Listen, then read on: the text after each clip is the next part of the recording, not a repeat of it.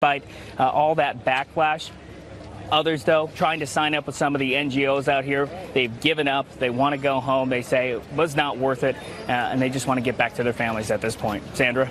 Jeff Paul, thank you for your reporting there.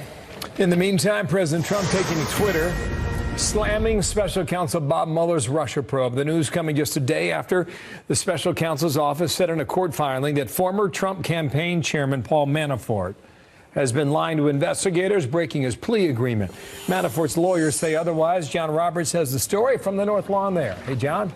Hey, good morning to you, Bill. Just looking through this joint status report from Mueller's office and from Manafort's attorney, Kevin Downing, in which the Mueller special counsel's office says after signing a plea agreement, Manafort committed federal crimes by lying to the Federal Bureau of Investigation and the special counsel's office on a variety of subject matters which constitute breaches of this plea agreement. From Manafort's side, he believes that he has provided truthful information and does not agree with the government's characterization or that he has breached the agreement. But both sides agree, given this impasse between the two sides, that it is prudent for Manafort to be sentenced, and they are asking for sentencing to be scheduled, which means that Manafort will likely end his cooperation with the special counsel's office. The president going off about all of this morning on Twitter, saying, quote, "The phony witch hunt continues, but Mueller and his gang of angry Dems are only looking at one side, not the other. Wait until it comes out how horribly and viciously they are treating people, ruining lives for them, refusing to lie.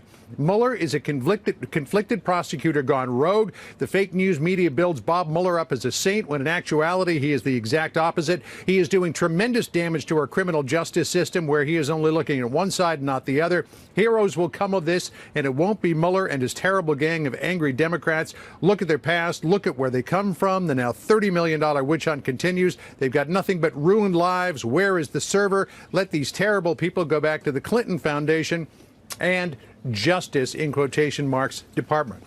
The president has been critical of Mueller in the past, but I have not seen him be so vitriolic in his description of Bob Mueller. He's come close, but I think this goes further than anything else. One other development today, the Guardian newspaper says that it has information that Paul Manafort, as recently as March of 2016, met at the Ecuadorian embassy in London with WikiLeaks founder Julian Assange. I reached out to representatives from Manafort who told me they do not believe this is accurate. But, Bill, we're checking into it some more to see if there might be some more veracity to that particular report. Got it. Thank you, John. John Roberts there from the North Lawn. Thank you, Sarah. Sandra? Wow, the midterms not over yet, with voters heading to the polls today in Mississippi in the runoff between Republican Senator Cindy Hyde-Smith and her Democratic challenger Mike Espy. And President Trump campaigned for Hyde-Smith yesterday at rallies in the deep red state. On Election Day, we made history by expanding our Senate GOP majority. We cannot allow Nancy Pelosi and Chuck Schumer to erode that victory by winning the great state of Mississippi. That's not possible. Is that possible? I don't think so. Joining us now, Chris Dialwalt, Fox News politics editor, joins us now. The man who wrote the piece, What to Expect in Mississippi. Your first line, Mississippi? Really? Why is this getting so much attention, Chris? Well, we don't have anything else to cover in politics. No, that's not exactly why. Look, it is true that Mike Espy could win. It's a remote chance. Mississippi is not a very swingy state at all. In Mississippi, almost all of the white voters are Republican and almost all of the black voters are Democrats, and it's a 60% white state. Guess what? The elections are almost always 60-40 in Mississippi. That's how it goes. And it would be very hard for Mike Espy to, those last 10 points to get to 50% are very hard to come by for Democrats in Mississippi. It could happen, but he would need three things. He would need, first of all, astonishing black turnout. He would need African-American voters to storm the polls. Now, there's some indications that that could happen, and it certainly happened once before when Thad Cochran, who previously held the seat, was in a runoff himself. So that could happen. Then there's number two. He would need disaffected voters of her primary opponent, of Cindy Hyde-Smith's Republican opponent, Chris McDaniel, need them to stay home out of resentment for her as a moderate. And then the third thing is that in the northern part of the state, in what are basically the Memphis suburbs, they would need some traditional Republican voters to break and go vote for Espy. That's a lot of ifs. That's a lot of this, but you're saying there is a chance for Espy, and there is a path to victory for him potentially. In your piece, you write, quote, if former Democratic Congressman and Clinton administration cabinet member Mike Espy wins in Mississippi 1 year after the Republican debacle with Roy Moore in neighboring Alabama, it would be a heck of a story. It would also reinforce the growing narrative about Republicans losing their grip on the South and the rise of Democrats of color. You went on, Chris, to write, but is it really a thing? And you talked about Hyde-Smith's campaign. You wrote that it's been just awful.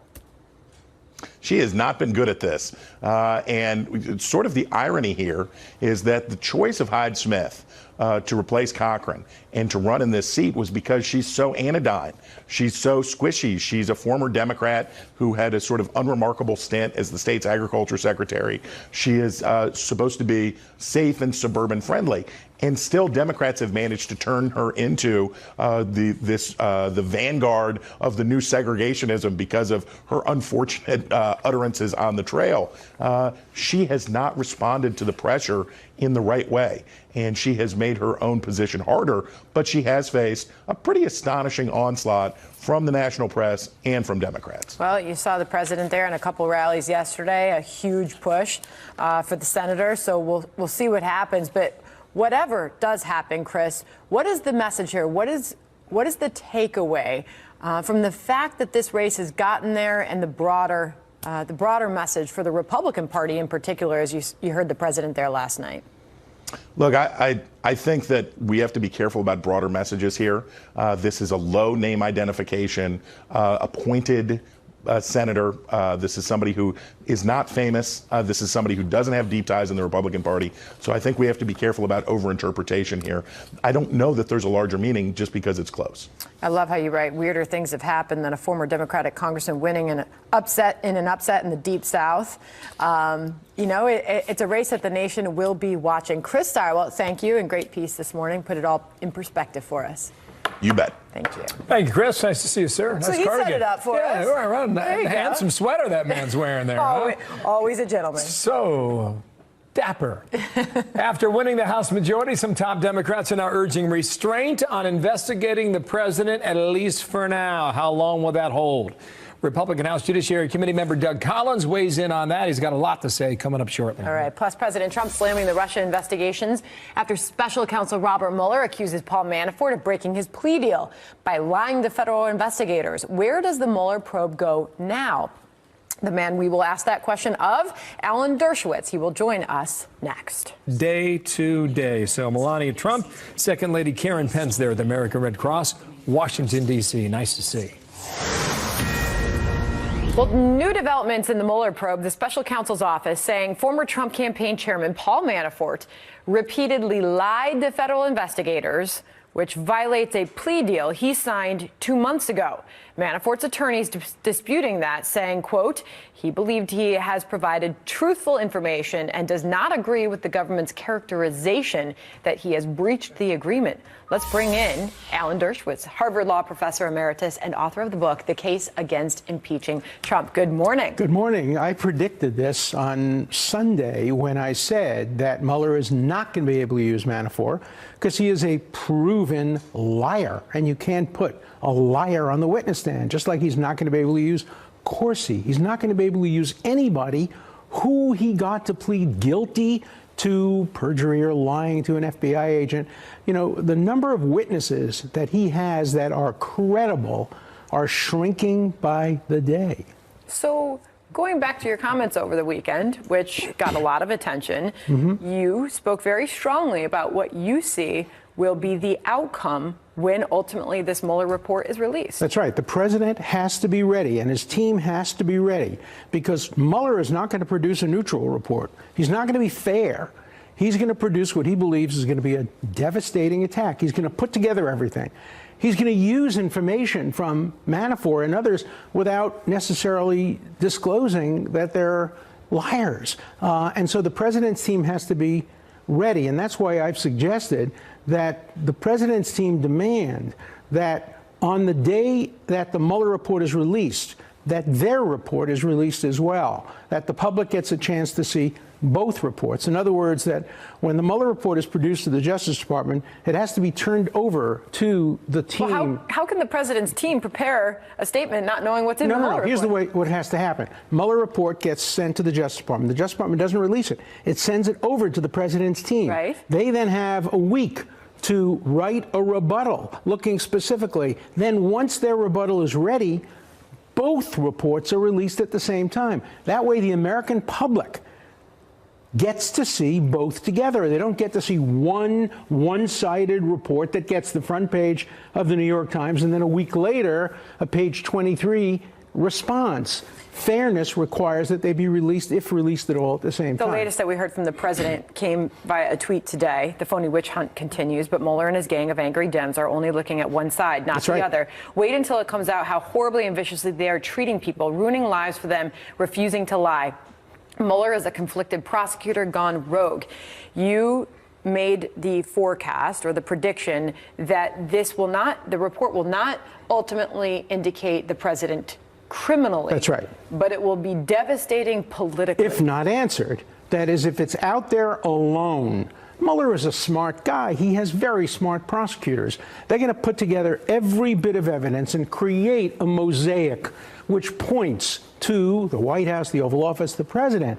And if it's not responded to, it could be devastating. That's my point. Mueller is not going to produce a balanced, fair report. I believe it was Congressman Darrell Issa yesterday who at the end of an interview kind of joked with me about if this ever concludes, when are you estimating that Robert Mueller could finally wrap this? Well, I would think he would wrap it before the Democrats take over Congress, but you never know. I think one of the reasons he accepted the president's offer, which was the right offer, to answer in writing is because he wanted to get all the information before the midterm elections, and so nobody could slow him down. So I think he's ready to release the report. I think it's a question now of timing. There are no elections pending. Last election is today in Mississippi. Midterms are over. Between now and Christmas is the obvious time to release the report. Before I move on to one other thing, do you think the public will get a full look at this report, or will bits and pieces come out? Well, first of all, there's a real controversy as to whether prosecutors are allowed to release reports at all, instead of just saying indicted, not indicted. But if they are allowed to release reports, surely the defendant or the subject should have the right to respond to the report, and the American public should see them at the same time. Are you getting any indication that the president's team is readying a response right now? Well, I think it's public that they're working on a response. They want to have an opportunity to respond. The American public should not be presented with a one-sided report. So now Manafort's been accused of lying. Mueller's team says this is a breach of the plea deal. So what happens to Paul Manafort? Well, he's in trouble. I mean, what he did is the worst of all possible worlds. He gave up his right to trial. And now he's in real trouble. He's already pleaded guilty. He can't take that back. And they're going to really redouble their punishment against him. I don't know that he'll ever see the light of day again. Will the president let this investigation play out to the very end? I think so. I think he has to do that. And I think in the end, when both sides are presented, the American public will have the choice to decide who has the better case. I do not think there will be criminal prosecutions of the president or anybody close to him growing out of the Mueller report. Professor Alan Dershowitz, great to have you on set this morning. Thank you. Nice to see you. Bill? Thank you, Sandra. Thank you, Sarah. 20 past the hour. Fox's alert now. The single deadliest attack on U.S. forces in Afghanistan thus far this year. 3 American troops have been killed outside of Kabul. Others are wounded. We'll go live to the Pentagon to find out the latest on what's happening on that 2 days. Plus, tensions heating up between Russia and Ukraine after a clash at sea leads to an international incident. Area in less than 5 minutes, forcing people to run for cover, sparking fires and snarling traffic. Locals say the type of storm is not uncommon at this time of year when strong winds blow in from the Gobi Desert. Another Fox's alert now. New reaction from the Kremlin today out of Moscow after Ukraine imposes martial law in parts of its country to fight what it calls growing aggression from Russia. This coming after a weekend confrontation, the waters off of Ukraine. Trey Yinks has more now from our Middle East Bureau to tell us what is happening today. Trey. Bill, Russian President Vladimir Putin weighed in today on the escalation over the weekend between Russia and Ukraine that left at least 3 Ukrainian sailors injured in a firefight near the Sea of Azov. 24 Ukrainian sailors and 3 vessels are still being held by the Russian Navy near Crimea, as reports indicate the sailors have been extensively questioned and will appear before a Russian court. The TASS news agency in Russia says that one of the sailors has already been ordered by a court to stay detained for the next 2 months in Crimea. This as martial law is set to go into effect in parts of Ukraine on Friday following a vote in the Ukrainian parliament and a proposal put forth by Ukraine's President Petro Poroshenko that will give the country increased defense capabilities. Bill? How is the U.S. responding to this incident so far, Trey? Bill, yesterday President Trump said that the United States is working closely with European allies in an effort to try to find a solution to this recent escalation. Just last night, the State Department released a statement on behalf of Secretary Mike Pompeo condemning the actions of Russia over the weekend. The incident off the coast of Crimea does come just days before a scheduled meeting between Russian President Vladimir Putin and President Trump on the sidelines of the G20 summit. Bill? Thank you, Trey. Trey Yingst from Jerusalem on that today. Sandra. Border agents using tear gas after an attempted breach of the border by hundreds of migrants. The president accusing some of them of using children as human shields. House Foreign Affairs Committee member Lee Zeldin will join us on that. Also, a Senate showdown happening right now in Mississippi. They are voting at this hour. Will the president's visit pay off? We're live on the ground. Coming up in a matter of moments. Next. She's great on tax cuts, tough on the border. She loves our military. She loves our vets. Afghanistan, when a roadside bomb exploded about 100 miles south of Kabul. The attack is the single deadliest against U.S. forces in Afghanistan this year. National security correspondent Jennifer Griffin is live at the Pentagon with the latest on this. Jennifer, good morning. Good morning, Sandra. In addition to the American troops killed today, 3 other Americans were wounded in the roadside bombing. One American contractor was also wounded in Ghazni City, where just a few days ago, the top U.S. commander in Afghanistan was photographed carrying his M4 rifle during a routine meeting with local leaders, a deterrent message from General Scott Miller that raised some eyebrows a month after General Miller found himself in the midst of a firefight, a symbol of how dangerous this area close to the Capitol has become. U.S. officials say the Americans were killed after their armored vehicle drove over a massive bomb buried under the road. The 4 wounded Americans were flown by helicopter to a U.S. military hospital. The Pentagon is withholding the names of those killed and wounded, awaiting next of kin notifications. The attack comes 2 days after Sergeant Leandro Jasso, an Army Ranger, was killed battling al-Qaeda fighters in southwest Afghanistan near the border with Iran.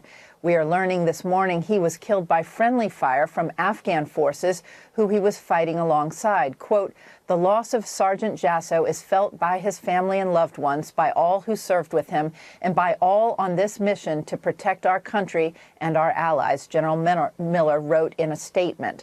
The 25-year-old Sergeant Jasso from Leavenworth, Washington, returned to Dover Air Force Base late last night. The decorated soldier was killed during his 3rd combat deployment to Afghanistan. He was part of the elite 75th Ranger Regiment. 12 Americans have now been killed in combat in Afghanistan this year, Sandra. Another 79 U.S. troops have been severely wounded in Afghanistan this year alone. Sandra? Jennifer Griffin at the Pentagon for us. Thank you, Jennifer. Tough story. 31 past the hour now. Back here at home, what will Democrats do when they take the majority in the House? Some are suggesting their early agenda will focus not on subpoenas, but on issues affecting Americans. So how's this going to go? Republican Doug Collins, Vice Chair of the House GOP Conference, member of the House Judiciary Committee. Sir, how are you? And good day to you. And thank you for coming back here in America's Newsroom. Great, Bill. It's good to be with you. Okay, 2 days ago, Elijah Cummings said this about the strategy. Watch. We're going to be very careful with issuing subpoenas. I don't want people to think that the first day I walk in there, we're going to have, 38 subpoenas going out the door. Not going to do that. We're going to do it very carefully and make sure that it's done with integrity. I think the American people have said they want checks and balances. The subpoenas that I want to issue would be much different than what I've seen. Yeah, I think it's an intriguing answer, sir. What's your expectation? Well, I think the expectation of what we're seeing right now is Elijah Cummings and many others are trying to tamp down the more vocal parts of their party that have just come in. I think they're struggling right now with what they want to do. They're trying to focus on things that they believe are actually beneficial to American public, but when they actually get out there, they're trying to strike a balance between actually going after a president that they dislike, which is all they've focused on for the last 2 years, and then maybe figuring out maybe they now have to govern. If they're ready to govern, they'll find some willing partners on the Republican Party. But if they're willing to just go after the president, which they're sort of hedging on right now, which I think they're going to find a lot of trouble within their own caucus about, I think there's going to be issues. So you think they face pressure internally to go after the subpoena side? Very much so.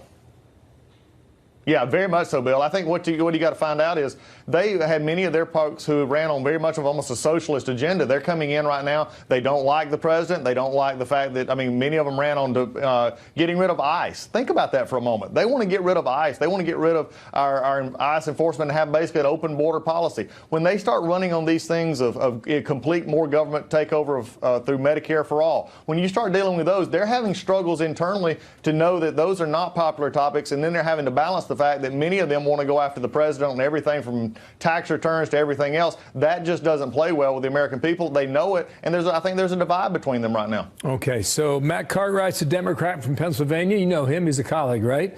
On the House Oversight Committee. Yes, he says, this is his quote, "I'm against weaponizing the committee. However, I don't want to defang the committee. By the same token, our committee should be more than a political loudspeaker." I think therein lies the question. How far do you go with this? When you just come out of a midterm election where a lot of these men and women were running on issues, what happens to the issues? Well, it's going to be interesting to see because a lot of their own base want to see, I mean, they've even broached the subject of impeachment. They never want to talk about it, but that's what they campaign, that's what they talked about on, and many of their supporters want to see impeachment proceedings brought. If Jerry Nadler wants to bring that in the Judiciary Committee, I will tell you, I will step forward. That will be an issue that they're going to have to deal very harshly with because those are overreaches that I think they're having to struggle with. What they want to do, if Congress has the power of oversight, that's always been a part of what we should do, and that should be proper oversight. But when they go over the bounds and they start fishing, they try to take advantage of red herrings, as we'll call them, that's when I think they're going to run into trouble, and they're going to run into trouble inside their own party, but they're definitely going to run into trouble with Republicans still on the Hill. Well, you got to have an election again in 2 years, whether it's immigration, student debt loan, high cost of prescription drugs. That's what a lot of the Democrats ran on. Steve Scalise was quoted this week. He said they didn't campaign on harassing the president, said Scalise. A lot of the seats they flipped from Republican to Democrat, their candidates were talking about being pro-life and pro-gun and not voting with Nancy Pelosi. So if they vote to be obstructionists, they'll do so at a cost 2 years from now. How much consideration have you given that idea so far? We've given it a lot of consideration. I've traveled all over the country as the vice chair of the conference and campaigned in many of those districts, and many we won, but also some that we lost. And I think the issue here is if you want to campaign, and basically some of these did as sort of Republican ideas, they sort of campaigned as light Republicans while they're actually hiding more of their Democratic liberal base. I think they're going to have trouble trying to defend that. One of the first ones right now is how Nancy Pelosi is marshaling the whole caucus to vote for her for Speaker. Those are some of the very first votes you have to take. So some of these districts in which they came in, they're going to have to deal with the fact that Nancy Pelosi is going to be Speaker. They're going to have to deal with the more liberal agenda, and they're going to have to come in contact with being against things that they campaigned for and saying that they wanted to be with, but also having to deal with the realities of Washington, D.C. when they have much more radical members of their own party that are going to push them to the left. So this is going to be a very interesting ride. They campaigned as something they're probably not, and now they're going to have to govern in which way they decide. January 3rd is the day. Doug Collins, thank you for your time today from Georgia. Thank you, sir. It's always good to hear you. Take care. Mississippi voters heading to the polls today for a Senate runoff election, choosing between Republican incumbent Senator Cindy Hyde-Smith and Democrat challenger Mike Espy. Hyde-Smith banking on the popularity of President Trump after he held a pair of rallies in her state yesterday. RNC Chairwoman Ronna McDaniel joined us earlier. The president's approval is incredibly high in Mississippi. He won that state by double digits. And he's the best closer in the country, and bringing him in and going to both parts of Mississippi to go to Tupelo and then to Biloxi is just going to help energize that turnout for Cindy Hyde-Smith today. Ahead of all that, Jonathan Seri's live in Ridgeland, Mississippi. Jonathan. Good morning, Sandra. Turnout at this polling site has been heavy all morning, despite this being a very cold day and also a day immediately following the long Thanksgiving holiday weekend. Mike Espy, the Democrat in this race, cast his ballot at this church just outside of Jackson. As a Democrat running in a red state, Espy insists he is no Washington liberal. And although he enjoys strong support among African-American voters, a Democratic strategist tells Fox News Espy is going to need more than 20% of the white vote to win today's runoff.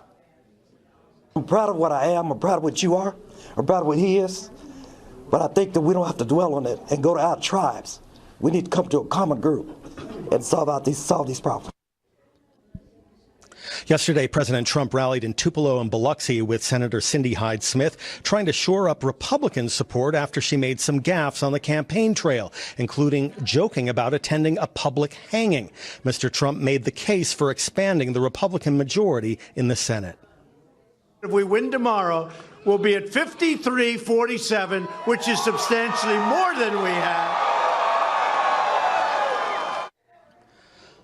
Police are investigating nooses that appeared on the grounds of the Mississippi State Capitol, along with signs referring to lynchings that occurred in Mississippi's past. Those items have been removed, but they add to the tension surrounding this special runoff election that the eyes of the nation are watching. Sandra? They are indeed. Jonathan Seri, thank you. A region hit with terrifying tornadoes and waterspouts caught on camera. The damage left behind in a moment here. Coming up. Plus, President Trump defending the use of tear gas to turn back some of those migrants in the caravan who tried to breach the southern border. That's an ugly sight. One of the twisters hit an industrial area where it destroyed cars and damaged homes. Rains from the storm also caused a sinkhole in one town. At least one person said to be missing, but there are no reports of any deaths or other injuries. Fox News alert on the situation at our southern border. Many of the Central American migrants seeking asylum here in the United States starting to explore other options after clashes at the border. And President Trump now saying some of those migrants who tried to breach a major point of entry in California on Sunday essentially used children as human shields. Why is a parent running up into an area where they know the tear gas is forming and it's going to be formed, and they're running up with a child? And in some cases, you know, they're not the parents. These are people, they call them grabbers. They grab a child because they think they're going to have a certain status by having a child. You know, you have certain advantages in terms of our crazy laws. New York Republican Congressman Lee Zeldin sits on the House Foreign Affairs Committee. Back to business in Washington. What can you tell us right now is the goal of Congress as we continue to see this showdown, this confrontation at our southern border? I'll tell you what my goal is, and I have many colleagues who agree with me, is that we need to secure our border. I know that that's President Trump's priority. Many Americans want to see our rule of law respected and enforced. The use of tear gas is not a new practice. The Obama administration used it a lot. And to President Trump's point, he's absolutely correct that you as a parent should be more responsible in not bringing your child into that setting where tear gas has been used in the past and was possibly going to be used again. To the point about using children as human shields, the Department of Homeland Security has provided examples like what we saw at the Mexican-Guatemala border, where when this caravan has been presenting itself to law enforcement, they've been